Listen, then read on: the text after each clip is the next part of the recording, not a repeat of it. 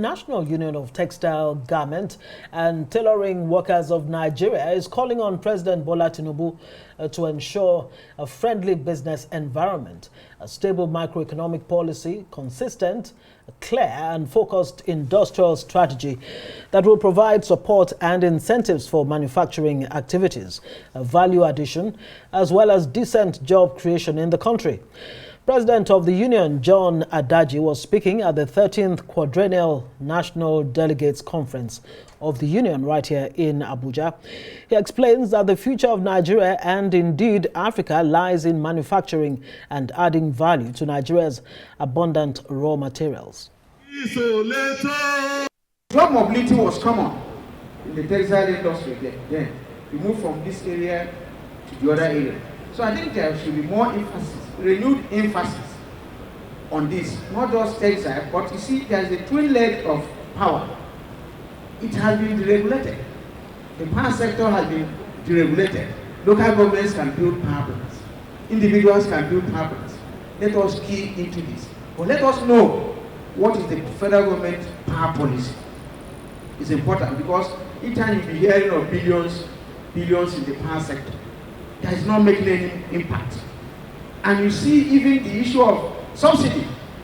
Even after privatization, the power sector has been subsidized with over 2 trillion. Right. Well, joining us now is the president of the National Union of Textile, Garment and Tailoring Workers of Nigeria, John Adaji. Good to see you and thanks for your time. Oh, it's our pleasure. Thank you. Well, first, let's start first by talking about the state of the industry. I recall there used to be a lot of textile industries in Nigeria. There was one in Lagos back then in Ikorodu. I don't know, you tell us the state of that and across the country.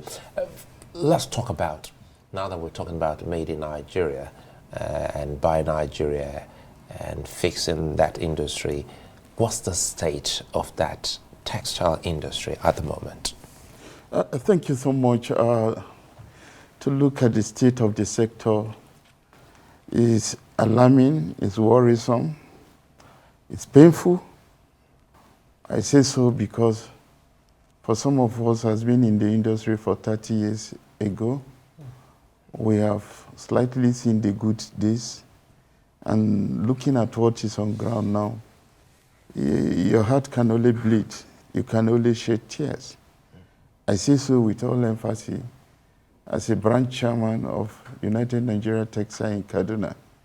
There was then a direct job of junior staff of 6,000 as a member. Just direct job? Yes, a direct job. 6,000? 6,000 excluding senior staff and management staff. Direct, not indirect, I mean to say. Of course, I was the branch chairman then. And in UNTL as a group, which is where you are referring to, Nigerian in Lagos, it belongs to the same group. Owned by one Chinese man, Chad Min is the name.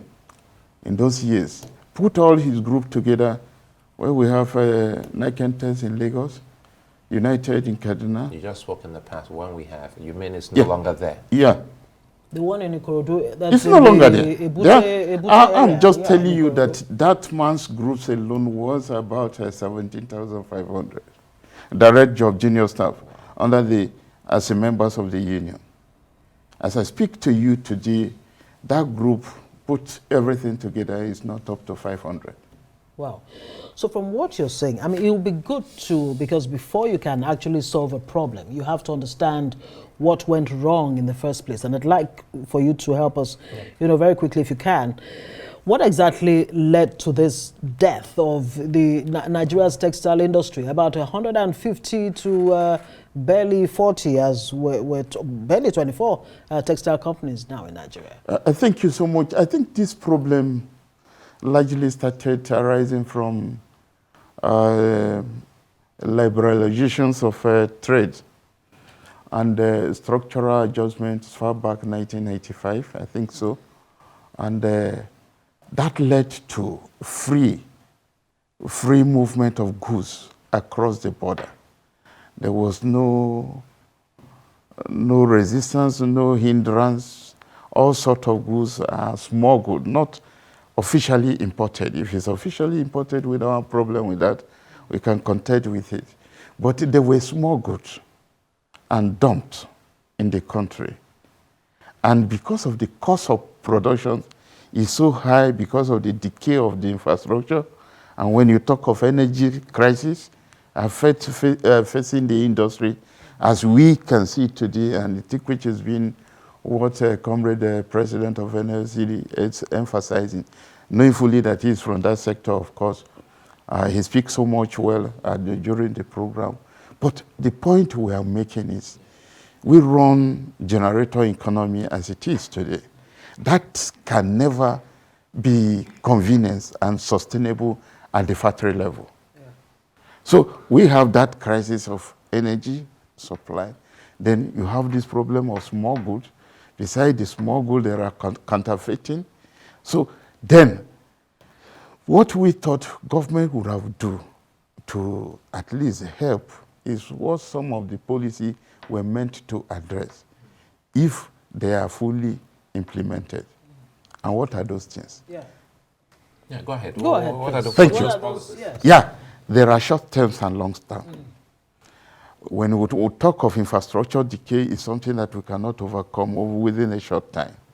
If we talk of energy crisis, like as we have seen, successive government keep promising the same megawatt is being supplied, we'll stay for another 4 years, we'll read another.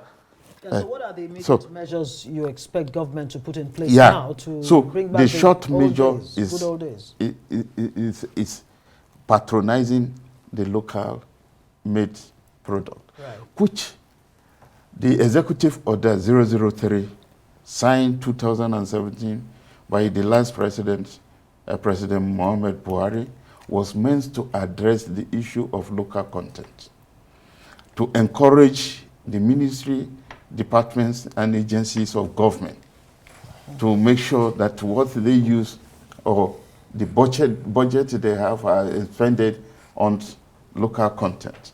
And for us, we keep saying, if the army, the police, the soldier, the navy, then you come to the custom, immigrations, civil defense, all these paramilitary.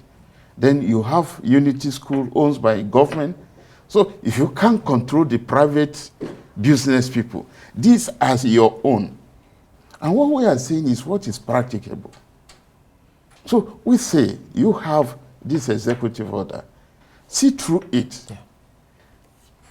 But as we speak, the less you look, the more you look, the less. Because what he's highlighted is very important. It's akin to what we discussed yesterday concerning the bill that Dumebi Kachuk is pushing. That look, you first patronize Nigerian hospitals, it. yes, and that's what you're saying. Because if our military, our paramilitary, that enough is, and if you made their uniforms, of course, yes. So for power sector, I'm excited that Joajero was there.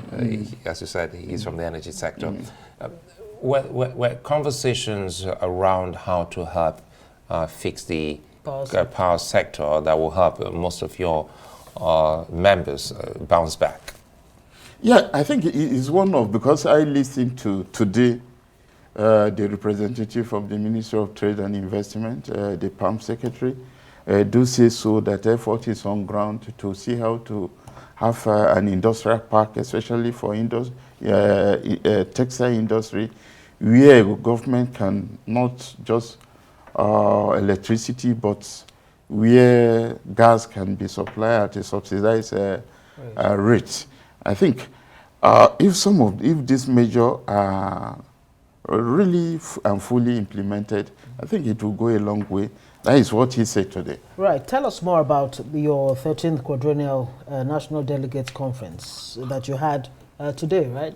Thank you. What are the other key points that were raised there? Yeah, thank you so much. When we talk of this 13, and when we're looking at the number, what it means is it has been a long time from 1 to 13. 13, yeah. And knowing fully those who were in that union before, you could know that the union is a formidable organization, having produced Comrade Adam Soshomole, one-time NLC president, governor, chairman of a ruling party, and now a distinguished senator.